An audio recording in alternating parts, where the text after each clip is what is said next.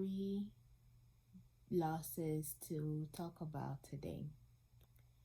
Number one, I grieve the loss of my grandparents, especially my maternal grandparents. The loss of my grandparents happened early on in life. I don't know exactly when it was, but it was before I was 10 years old, and both of them passed at a couple of months or a year difference.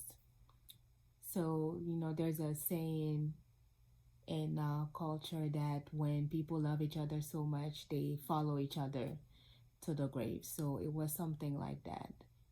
It was my um, grandfather had been sick for a while. For a man who was, we used to see, walking around strong and everything, he had lost a lot of weight. So I did see the progression of his disease for a little bit, and then he finally passed. I believe that there was a service and then a funeral. We went and buried my grandfather, and then a couple of months later, my grandmother also passed. I didn't really grieve at that point in time. The fact that we also would only go and visit them. I didn't have the experience of living with them or being with them, or just going by myself to stay with my grandparents for a while for the holidays or anything like that. So I didn't really have that sense of loss in that way, but I understood that they weren't coming back. The thing is, it's actually now in my adult life that I grieve my grandparents, because my dad used to really respect my grandfather, and I believe, and my mom was still a young wife when she lost her parents. So I believe that if my grandparents, maternal grandparents, were alive, that or had stayed alive longer, that I would have gotten that chance to gain wisdom from them, to for my parents to still continue to rely on them for wisdom and everything, and perhaps some of the decisions that they made along the way that made our family life a bit difficult would have been avoided if they had had that wise counsel for longer. I remember that my mom made sure that we each received an item from our grandfather to remember him by.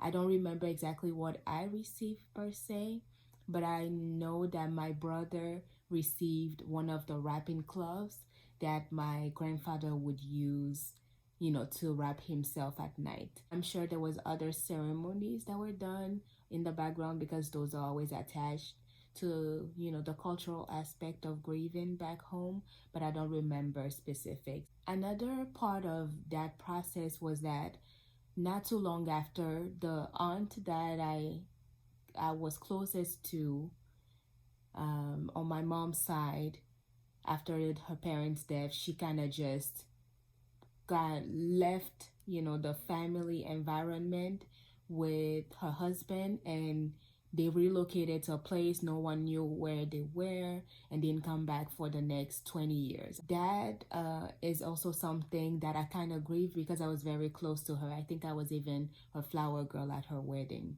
So that's another part where I wonder what would have happened if her parents were alive. I believe they would have made her, or at least pressured her or cajoled her into coming back. So I believe there is still some work to do with, because my aunt still lives and I can still build a relationship with her. So I have yet to ask her what happened back then, and I believe there will be some closure if I get to find out what happened. Loss number 2 was the loss of a friend of mine when I was in college. I was about 22 years old at Jacksonville State University, and I was part of this international house program where where Americans and international students were paired. So he was a student from Haiti, and we had gone on a rafting trip in Tennessee. And during one of the activities, the guys, just playing around, were goofing off and got on a little canoe, and he didn't know how to swim.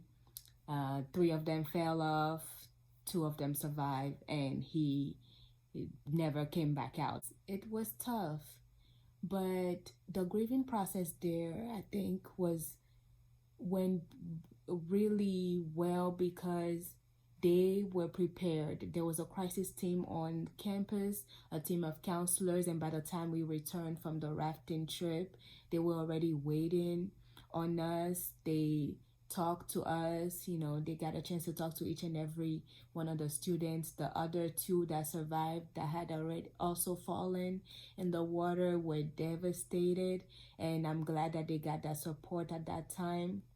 The counselor that I saw gave me her card that day, and I got to see her a couple of times throughout the course of the following year, when I was dealing with a lot of other stressors. So I knew that I had someone to talk to, and I think that really makes a difference, and that really helps in the grieving process.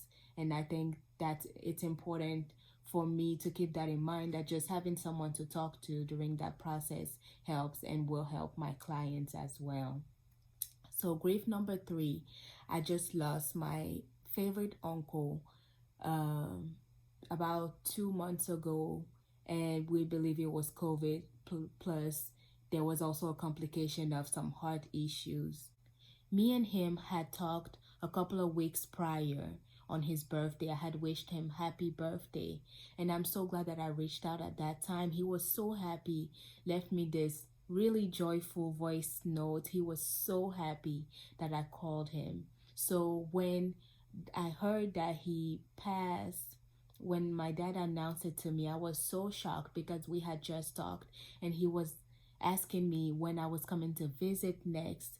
So it was really tough. I remember just sitting on the couch for over an hour, just kind of staring and remembering all the things, all the moments we had shared, and especially remembering that for a while I didn't talk to him because I was a little bit upset with him for something very little, something very insignificant. My brother and I went for a walk, and we talked about him, we reminisced, we talked about memories of him. So there was a grieving process, some kind of uh, closure. My brother and I are planning that if we are able to go all together at once, we would do maybe like a balloon release or something. So we have a plan in place as to how to bring the family some kind of closure, because they didn't get to see him. Only the wife got to see him, and they just buried him like right then and there, because that's what happens when people have COVID back home. I read in a grief book by this ministry called Hope for the Heart, that loss is usually tied with a need that we have that is unmet, and loss usually brings about a loss of love, of significance, and of security. So when it comes to loss of love, is the loss of a loved one. Of course, the relationship that could have been. The loss of significance could be the loss of hopes and dreams, and the loss of security is for me, for example, the loss of the familial environment, or all the things that you grieve because that person is no longer there.